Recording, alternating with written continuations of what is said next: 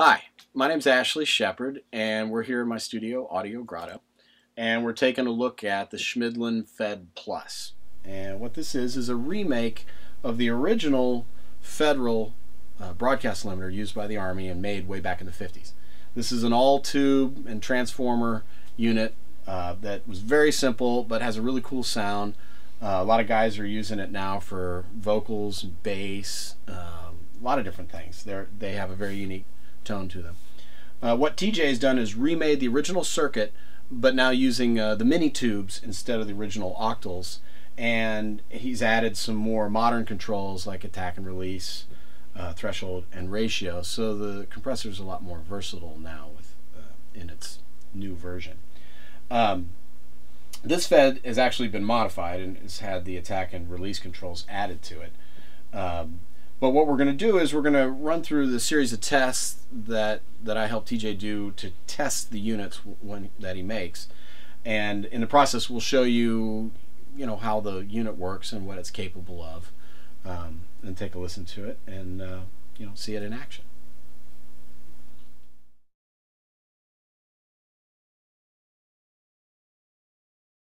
Alright, so we have the Fed Plus hooked up to my interface, and which is an SSL Alpha Link, and we're running a 1K tone at -18, which is a +4 dBu signal, into the Fed, and it's coming back in, and I've got the Voxengo Span RTA on it so we can see the spectrum of what the Fed is doing with the signal.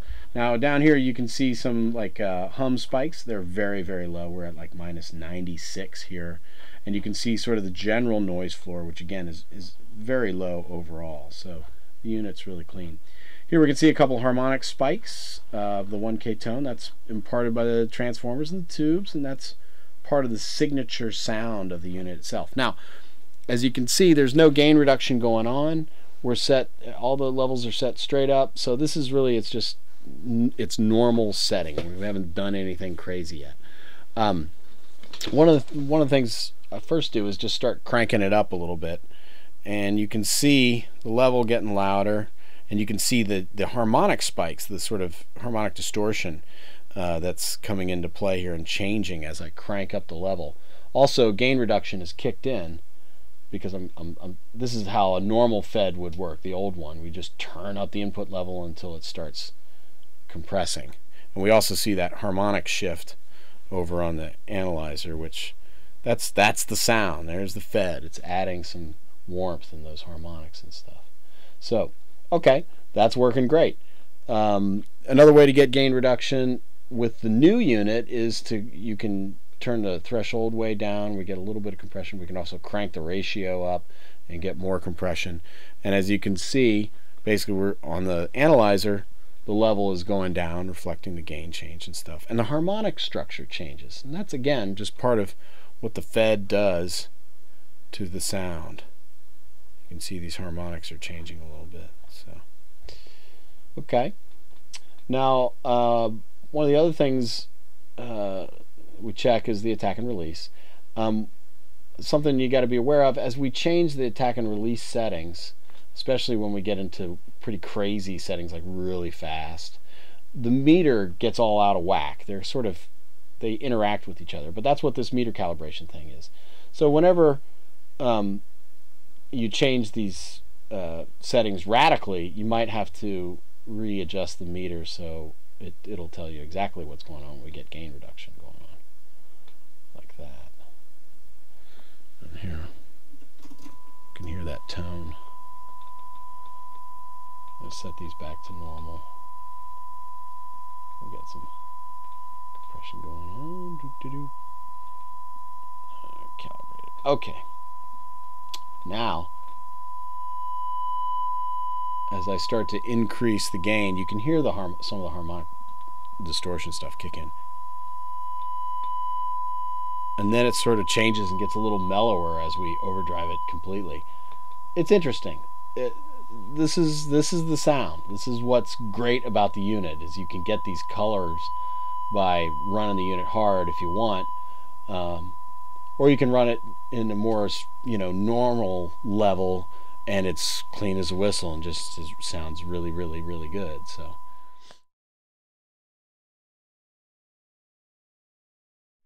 All right, so now what we're looking at is the original Fed itself.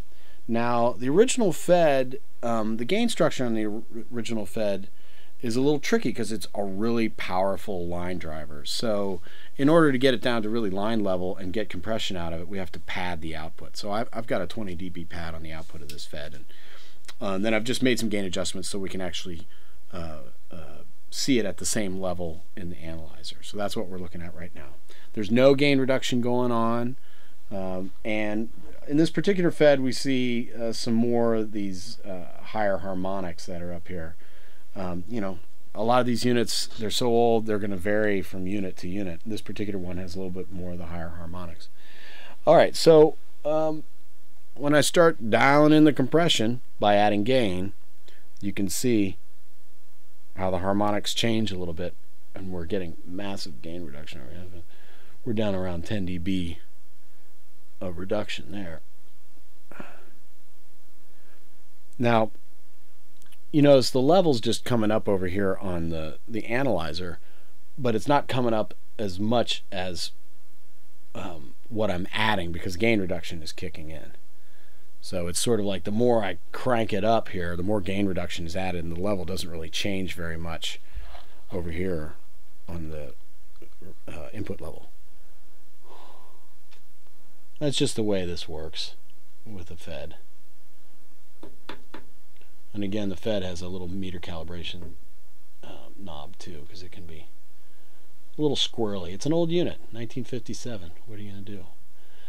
So there we go, cranking it up, change the harmonics, and those harmonics behave, at least the first several harmonics are behaving in the same way the Fed Plus does, and that's where you get most of the characters, those early harmonics.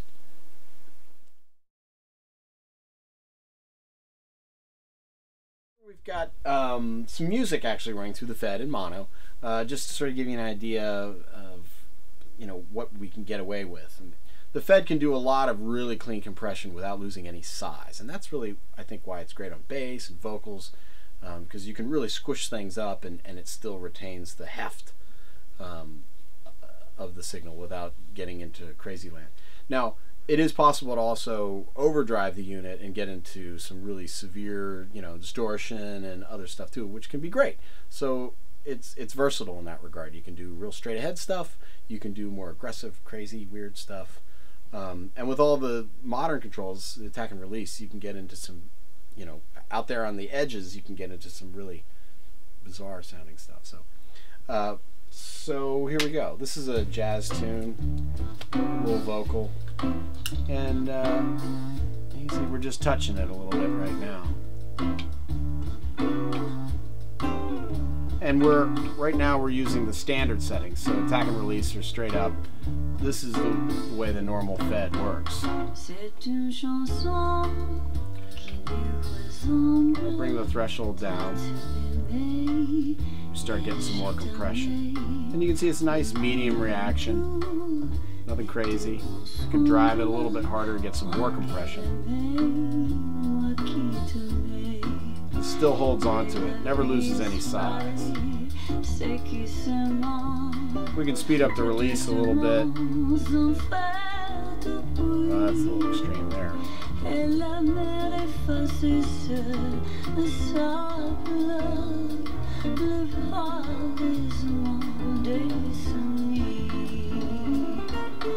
There we go. This is real nice, putting a nice little pillow on things. Working just fast enough.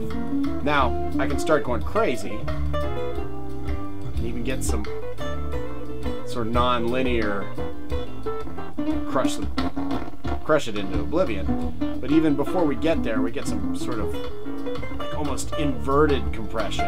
It gets kind of interesting. But still, even back it off just a little bit, it cleans right up. Now let me go to some really fast settings and see what we can. C'est une chanson qui lui ressemble. Toi tu m'aimais, j'ai t'aimé. Nous vivions Now this is working a lot faster than an original Fed. Gives you a lot more options. Like great on a drum room mic. If you really want to crush a drum room mic, it can be a real interesting sound. Bring it back into reality here.